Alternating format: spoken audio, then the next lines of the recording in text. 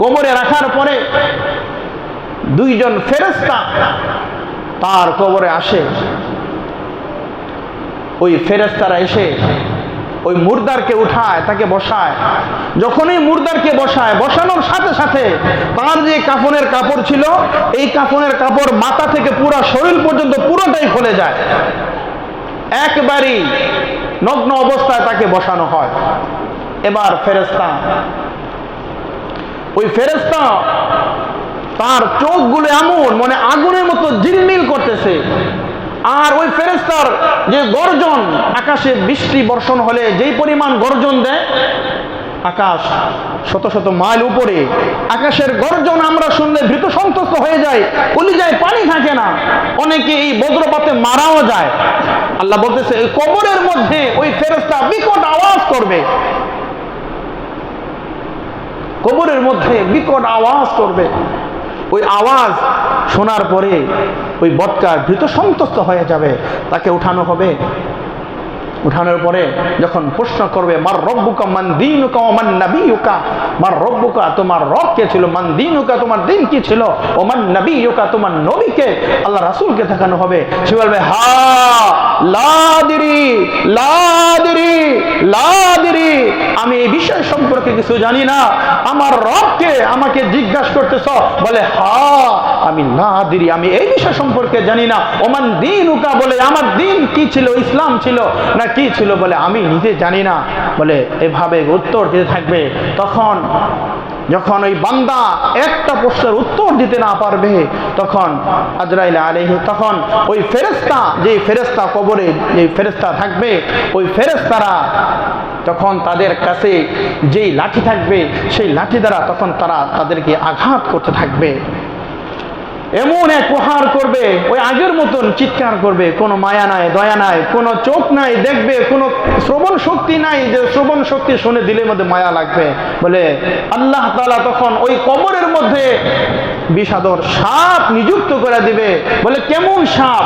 ওই সাপ যদি দুনিয়াতে একবার নিঃশ্বাস ফেলে, তো বলে আর কিয়ামত পর্যন্ত আর এই জমিনে কোনো ফসল, কোনো গাছপালা বৃক্ষরাজির তরুলতা আর কখনো উৎপাদিত হবে না।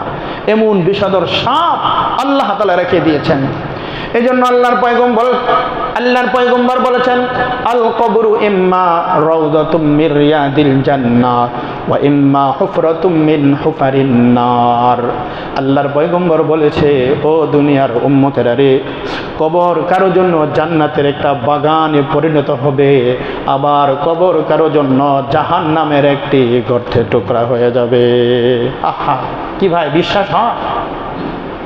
আল কবরু ইম্মা রাউদাতুম মির রিয়াদিল জান্নাহ, কবরটা কারো কারো জান্নাতের বাগান হয়ে যাবে। সুবহানাল্লাহ।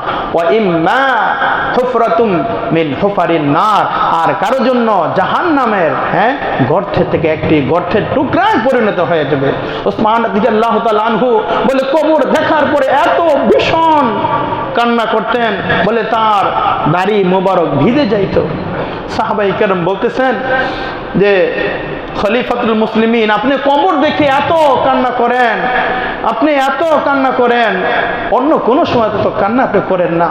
উসমান রাদিয়াল্লাহু তাআলা আনহু বলতেছেন, ও আমার ভাই তোমরা শোনো, আল্লাহ রাসূল বলছেন যে কবর হলো আমাদের মৃত্যুর পর প্রথম ঘাঁটি। এই কবরে যার সহজ হয়ে যাবে, বলে আখিরাত, পুলসিরাত, মিজান সব কিছু আল্লাহ প্রত্যেকটা ঘাটিতে আল্লাহ সহজ করে দিবে। আর কবরে যদি কেউ ধরা খায়া যায়, কবরে যদি আমার জন্য কঠিন হয়ে যায়, তাহলে আমার হাসর, আমার মিজান, আমার পুলসিরাত, আমার জন্য প্রত্যেকটা ঘাটি আমার জন্য বড় কঠিন হয়ে যাবে। আল্লাহ বলতেছেন কদ নাহাইতুকুম আন জিয়ারাতিল কুবুর, নবীজি বলছেন তোমরা কবর জিয়ারত করিও না। নবীজি কদ নাহাইতুকুম আন জিয়ারাতিল কুবুর, নবীজি প্রথম বলছেন যে কবর তোমরা জিয়ারত করিও না, কবরের এই দৃশ্য তোমরা সহ্য করতে পারবে না। এরপরে নবীজি পরের মধ্যে বলছেন ফাজুরুহা ফাইন্নাহা তুযাক্কিরুল আখিরাহ, এখন তোমরা কবর জিয়ারত করতে পারো, কেননা কবর জিয়ারতের মাধ্যমে তোমার মৃত্যুকে স্মরণ করা, তোমার পরকালকে স্মরণ করায় দেয়। সুবহানাল্লাহ। কবর বেশি বেশি জিয়ারত করো। ফাজুরুহা ফাইন্নাহা তুযাক্কিরুল আখিরাহ, তোমার আখিরাতকে স্মরণ করে দিব, তোমার পরকালকে সুন্দর করে দিব, তোমার মৃত্যুকে স্মরণ করে দিব, তোমার জীবন বড় সুন্দর হয়ে যাব, আখিরাত বড় সুন্দর হয়ে যাইব। এজন্য মৃত্যুকে বেশি বেশি স্মরণ করতে হবে। তো যেটাই খুতবাতে পড়েছিলাম, কুল্লু নাফসিন যায়িকাতুল মাউত, প্রত্যেকটা প্রাণী মৃত্যুর স্বাদ গ্রহণ করবে। বলে যারা প্রাণী হিসাবে দুনিয়াতে আল্লাহর সৃষ্টি জীবের মধ্যে যাদেরকে আল্লাহ রূহ দিয়েছেন, প্রাণ দিয়েছেন, কেউ এই পৃথিবীতে থাকতে পারবে না। নবী, রাসূল, ওলি, আব্দাল, গাউস, কুতুব, নেককার, বদকার, মুসলিম, অমুসলিম, কাফের, মুশরিক, ইহুদি, খ্রিস্টান, বলে কেউ এই মৃত্যু থেকে বাঁচতে পারবে? আপনি আমি বাঁচতে পারবো? আমি বাঁচতে পারবো? কেউ বাঁচতে পারবে না। হয়তোবা আগে, হয়তোবা পরে, কিন্তু মৃত্যুর পরোয়ানা জারি হয়ে যাবে। এই জন্য আল্লাহ রাব্বুল আলামিন আজকের যে মৃত্যু সম্পর্কে আমাদের আলোচনা হলো, আল্লাহ রাব্বুল আলামিন আমাদেরকে এই কবরের সামান জোগাড় করার তৌফিক আল্লাহ দান করুন, আমাদের আখিরাতকে সুন্দর করার তৌফিক আল্লাহ তাআলা দান করুন। সকলে বলুন আমিন।